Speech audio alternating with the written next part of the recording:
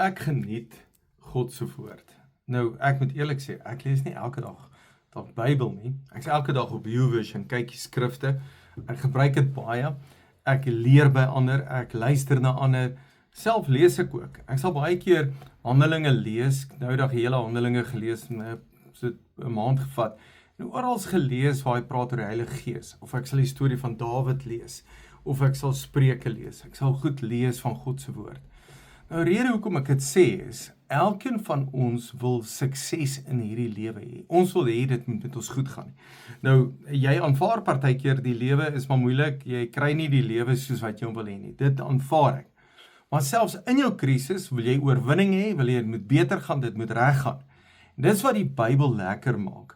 Want God se woord het die antwoorde. God se woord bring vrede in my. God se woord verander my lewe. As ek kyk na die Bybel en ek doen wat God se woord sê, dan gaan dit met my goed. Nou wil ek jou 'n skrif lees uit die boodskap Bybel. Spreuke 3 vers 8, Spreuke 3 vers 5 tot 8. Dan sê hy, moenie dink jy weet altyd die beste nie.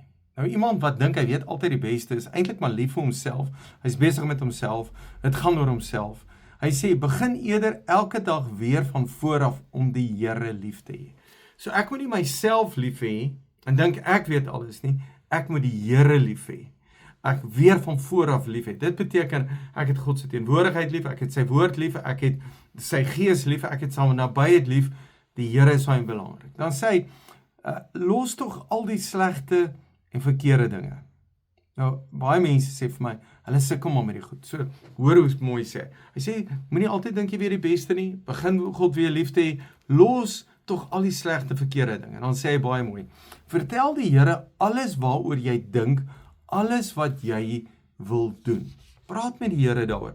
Dan sal jy sien hoe hy jou help. So 'n lewenshouding sal jou baie gelukkig maak. Dit sal selfs vir jou liggaam wonders doen. Jy sal gesond voel en vol krag wees. So, as ek hierdie houding het en sê, Here, ek wil U alles vertel wat ek dink en wat ek doen. En dink 'n oomblik daaraan, ons leef baie keer net. En as ons in die moeilikheid kom, dan soek ons die Here. Ons voel baie keer skuldig en hy het skuldgevoel uit, nou moet ek 'n bietjie bid en nou moet ek 'n bietjie dit en nou moet ek 'n bietjie dat doen. Maar as jy leef met alles vir die Here vertel, wat jy dink en wat jy wil doen, dan gaan jy sien hoe die Here jou help. Want kry jy God betrokke in jou lewe. As jy jou dagboek vat en sê, Here, ons moet dit doen, ons moet dit doen, ons moet dit doen, ek moet dit doen, ek moet hierdie ding. En jy praat die hele tyd met die Here daaroor. Dan gaan jy sien hoe hy jou help.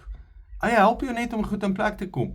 En dan dink, hy wil deel van jou lewe wees. God wil. Hy wil nie daar een kant wees nie, hy wil deel van jou lewens wees. Hy sê, so lewenshouding, so gesindheid, gaan jou baie gelukkig maak. Jy gaan sukses behaal, dit sal jou liggaam wonders doen. Nou, baie keer is jy siek. Ek's partykeer ook siek. Ek hou nie van pyn nie, ek hou nie van narigheid nie. Ek hou nie van verkeerde goed nie. Ek hou nie dat ek moet gesond wees. Dis my ding.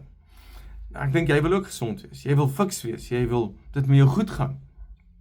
Maar hoe kry ek dit reg? Ek kry dit reg om vir die Here te vertel wat ek dink en wat ek wil doen. En hy help my. Ek dink dit vat jou worry 'n bietjie weg.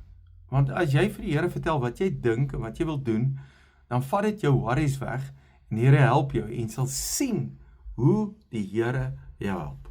Dankie dat jy luister. Daar's so 'n liedjie wat die laaste tyd vir my baie beteken het, is die Here is goed, altyd goed. Sê maak vandag die dag wat jy dit sien.